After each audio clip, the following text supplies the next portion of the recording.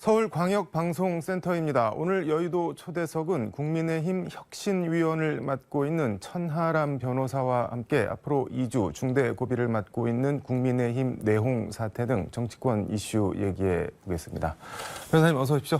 예, 안녕하십니까. 순천의 천하람입니다. 지금 KBS 라디오 백운기 시사 1번지 고정 패널로 활약을 하고 계신 거 제가 잘 듣고 있는데 예, 활약은 잘 모르겠지만 아무튼 네. 열심히 하고 있습니다. 네. 제가 궁금한 게 그 대구에서 태어나서 중고등학교를 대구에서 다니셨는데 지금 순천갑, 전남 순천갑 지역위원장을 맡고 있는데 무슨 연고가 있어서 그쪽으로 가신 건가요? 연고는 전혀 없고요. 네. 네, 사실 국토를 굉장히 넓게 쓰고 있다고 자부하고 있습니다.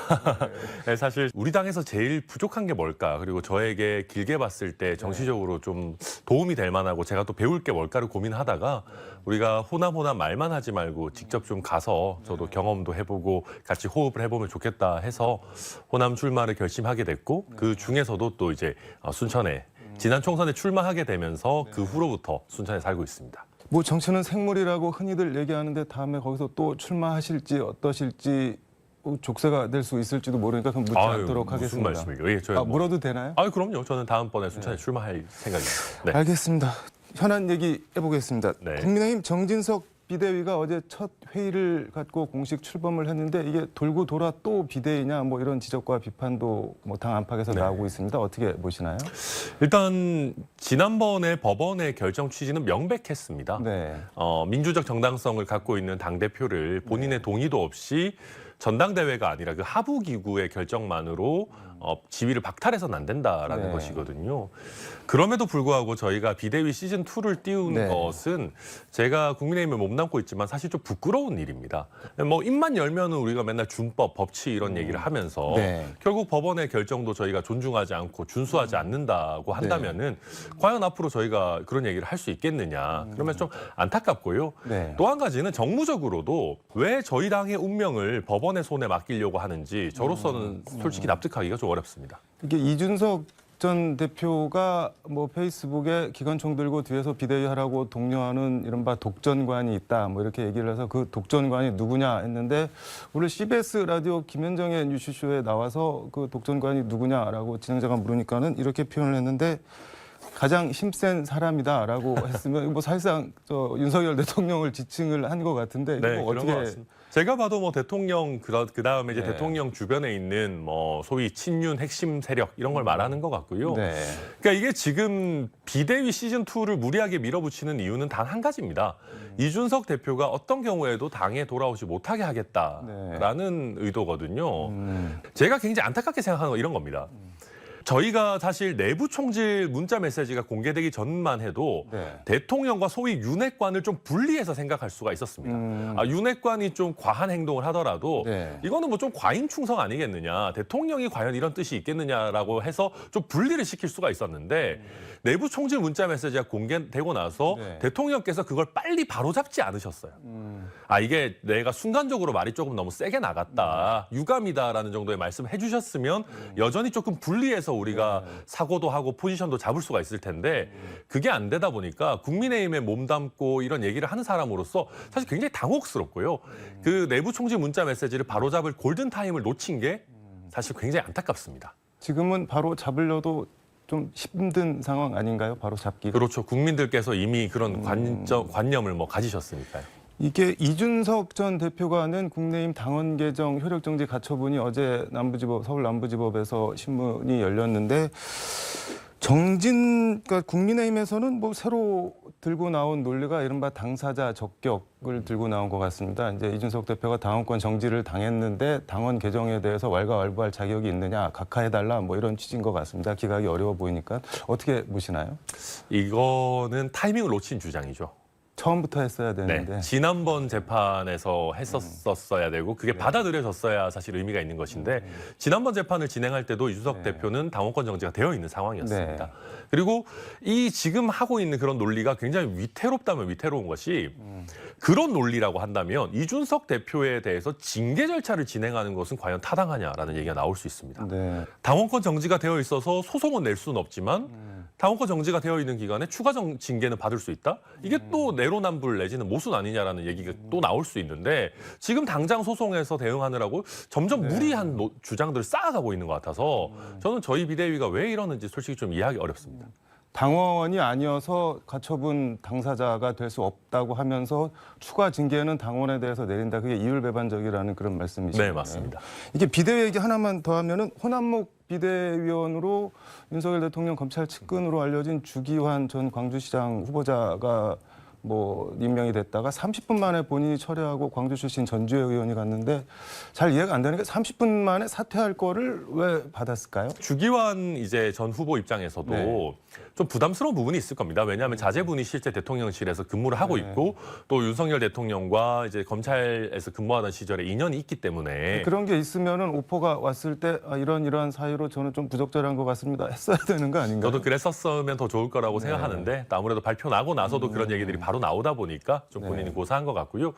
전주의 비대위원에 대해서는 저는 그런 말씀 드리고 싶어요. 호남 출신인 것이 물론 좋습니다. 호남을 위해서 적극적인 역할을 해주시는 거 좋죠. 그렇지만은 저는 그렇다면은 네. 더 나아가서 정말로 호남에 출마하시는 것도 좀 적극적으로 고려해 주셨으면 좋겠다. 전주의 의원이요? 뭐 사실 비례의원으로서 사실 당에서 어떻게 보면은 혜택을 입으신 것 아니겠습니까? 그렇다면 그런 부분도 적극적으로 좀 생각해 주셨으면 좋겠다. 뭐 그렇게 말씀드리겠습니다. 전주의 의원이 별로 좋아할 것 같은 발언은 아닌 것 같은데.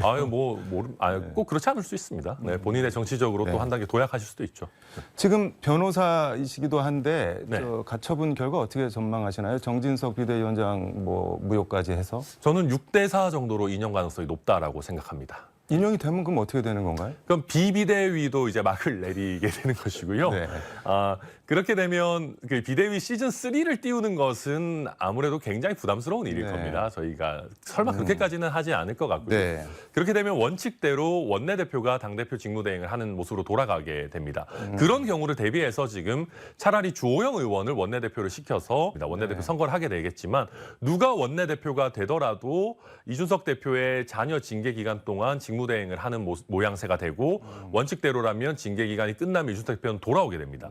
근데 아까 말씀하셨듯이 사실 이준석 대표가 돌아오는 모양새를 당 주류는 별로 원치 않아요. 그러니까 그게 싫어서 지금 계속 이렇게 무리라면 무리를 하고 있는 거잖아요. 그렇죠. 그러다 보니까 아마도 그런 시나리오가 현실화가 된다면 이준석 대표에 대한 추가 징계를 만지작거리지 않을까. 이게 지금 28일 날 지금 당 윤리가 지금 잡혀 있잖아요. 거기서 뭐 제명 얘기까지 나오고 있던데 현실화 될까요? 그러면? 그러니까 제가 당내에서 들리는 얘기로는 28일에 당장 추가 징계를 할 것 같지는 않다고 합니다. 왜냐하면 28일에 또 공교롭게도 가처분 신문도 같이 잡혀 있지 않습니까? 이준석 전 대표 본인 같은 경우는 아까 CBS 라디오에 출연을 해서 대통령 해외 순방 기간에 뭔가 일을 처리하지 않겠냐. 그러면 대통령한테 뭐 갈 부담도 덜어지고 해서 그렇게 좀 예상을 하고 있던데 어떻게 보시나요? 그러니까 저는 솔직히 예측이 잘 되진 않습니다. 왜냐하면 지금 저희 당이 폭풍 전야 같은 느낌이거든요. 어떤 점에서? 다들 숨을 죽이고 그 가처분 결정을 기다리고 있는 그런 상황이어가지고 저는 당장은 순방 기간 동안 뭐 특별한 일이 생기진 않을 걸로 보이는데 뭐 이준석 대표 입장에서는 그렇게 걱정할 수도 있겠죠. 이게 아까 당사자 적격 얘기 잠깐 얘기했는데 이제 28일 날 뭐 4차 가처분에 대한 신문이 잡혀 있는데 이준석 대표는 아마 이렇게 어제 신문기일에서 이렇게 방어를 한 것 같은데 학생이 뭐 정직을 당한다고 학생 아니냐 뭐 그런 취지로 해서 뭐 반론을 핀 것 같은데 아예 제명을 시켜버리면은 제적을 당하면 학생이 아니게 되잖아요. 그러면은 그 각하 쪽 의견에 조금 더 힘을 실어주려고 28일 전에 제명을 할 수도 있을 것 같다는 생각도 드는데. 네, 그런 분석도 일각에서 나오는데요. 근데 그것도 그렇게 간단한 문제는 아닙니다. 만약에 제명을 하게 되면 이준석 대표는 제명에 대해서도 가처분을 할 겁니다.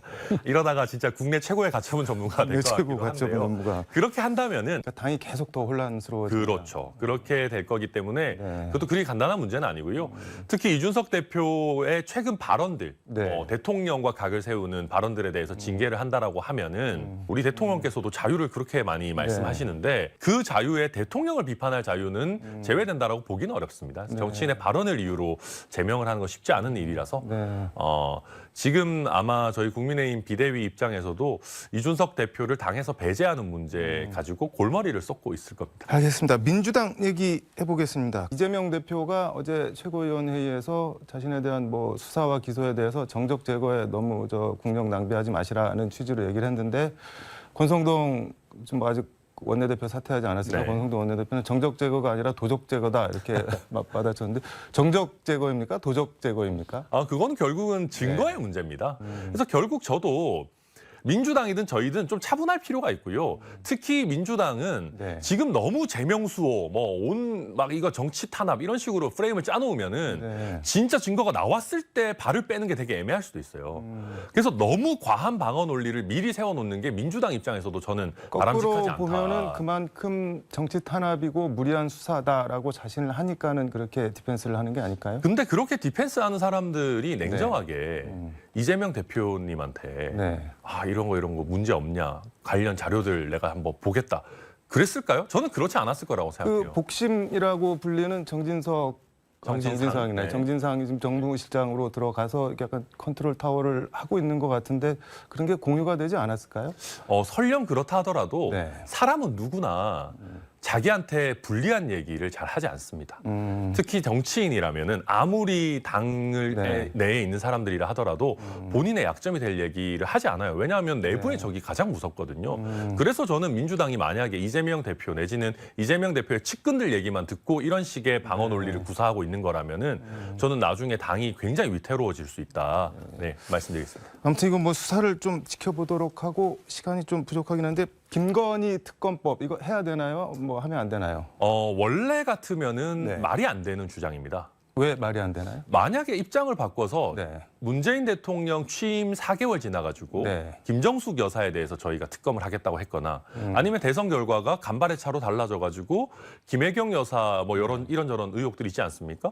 거기에 대해서 저희가 지금 특검을 하겠다라고 했다면은 국민들께서 아니 왜 이러나 대선 불복하나라고 하시는 분들 꽤 많았을 겁니다. 근데 뭐 국민들께서 왜 이러나라고 하는데 여론조사 보면은 뭐 절반 이상 거의 3분의 2 가까이가 특검 찬성으로 나오면은 국민들이 하라고 하는 거 아닌가요? 그게 저희가 되게 뼈아픈 지점입니다. 원래 같으면은 대선 몇 개월 안 지나가지고 대통령의 가족에 대해서 특검하겠다라는 거는 정치적인 금도를 넘은 주장이거든요. 그럼에도 불구하고 많은 국민들께서 특검에 찬성하고 계시다라는 거는 저희가 김건희 여사와 관련한 여러 의혹들에 대해서 대통령실이나 저희 국민의힘이 제대로 된 설명이나 사과를 안 하고 있다는 것이거든요. 국민들께서 보시기에.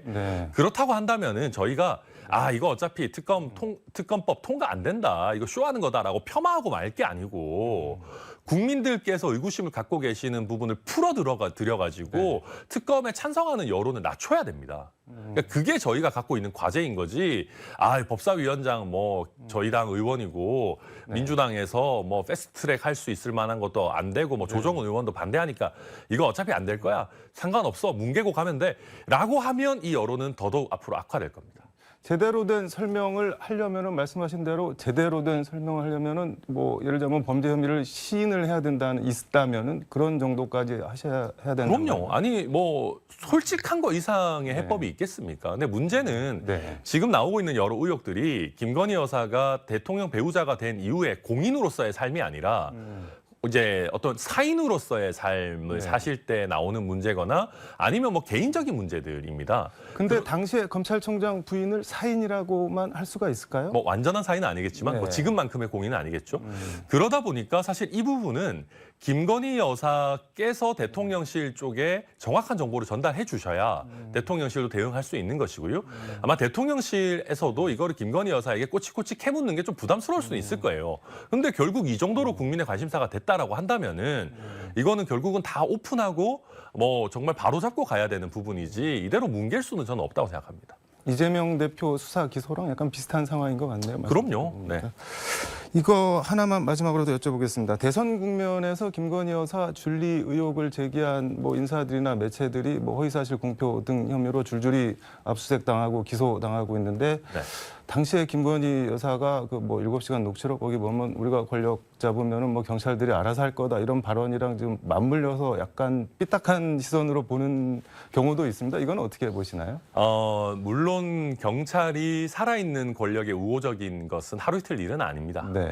네. 그럼에도 불구하고 저는 그 김건희 여사의 줄리 의혹 같은 부분은 굉장히 악의적인 공격이라고 생각합니다. 네. 뭐 꼭 여성이라거나 뭐 이런 거가 아니라 사실 이 없는 의혹을 만들어내기는 아주 간단합니다. 뭐 네. 몇 사람이 대충 몇 마디 하면 돼요. 근데 없는 사실을 없다고 증명하는 거는 굉장히 어려운 일이거든요. 똑같은 게 하지 않은 거를 증명해보라고 하면 하지 않은 걸 증명할 수가 그렇죠. 없는 제가 거잖아요. 평생을 뭐 CCTV로 네. 찍고 있어야 이거 할 수 있는 일인데 그런 사람은 없지 않겠습니까? 네. 트루먼 쇼가 아닌 이상. 그러다 보니까 이게 굉장히 악의적인 공격이고요. 그래서 이런 부분에 대해서는 저는 분명히 책임질 사람들 책임져야 된다고 생각하고 특히 최근에 보면 어떤 검사분이 네. 원래 굉장히 이제 친민주당 성향을 드러내신 검사분이 뭐 또 그거와 관련해 가지고 SNS에 글을 쓰시고 그러던데. 진모 검사. 네네. 저는 그런 질 낮은 공격은 하지 않았으면 좋겠습니다. 확인되지도 않는 인신 공격 같은 거는 좀 안 했으면 좋겠습니다. 그러니까 결론적으로 뭐 할 만한 수사와 기소다 이렇게 네, 보시는 저는 뭐 거죠? 그렇게 봅니다. 알겠습니다. 오늘 말씀 여기까지 듣도록 하겠습니다. 고맙습니다. 네, 감사합니다.